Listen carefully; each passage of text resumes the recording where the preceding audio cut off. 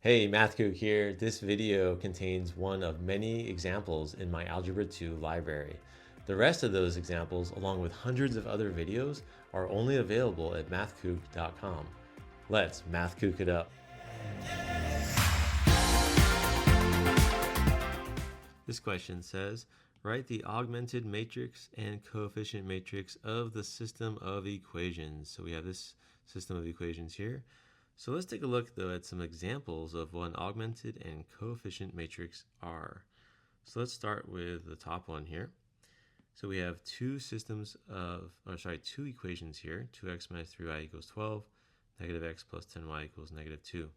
Let's start with the coefficient matrix, because that's a little bit simpler. The coefficient matrix contains the coefficients of the variables. So here we have 2 and negative 3, and then negative 1 and 10. So notice 2, negative 3, negative 1 and 10. And the x coefficients are here, and the y coefficients are here. So that's it. That's the coefficient matrix. Pretty simple. Next, you have the augmented matrix, which is really the coefficient matrix, and then a line separating the coefficient matrix from the constants on the right. So in this case, you have 12, negative 2. Here you have 12, negative 2. So that's the augmented matrix. And notice the augmented matrix tells you more information about the system of equations than does the coefficient matrix. Next, let's look at this example. So the coefficient matrix is going to be these guys here. So you're going to have 1, 3, negative 9, negative 1, negative 5, 0, 6, negative 1, and 2. So those are the 9 numbers right here. Notice the x's in this column, the y's in this column, and the z's in this column.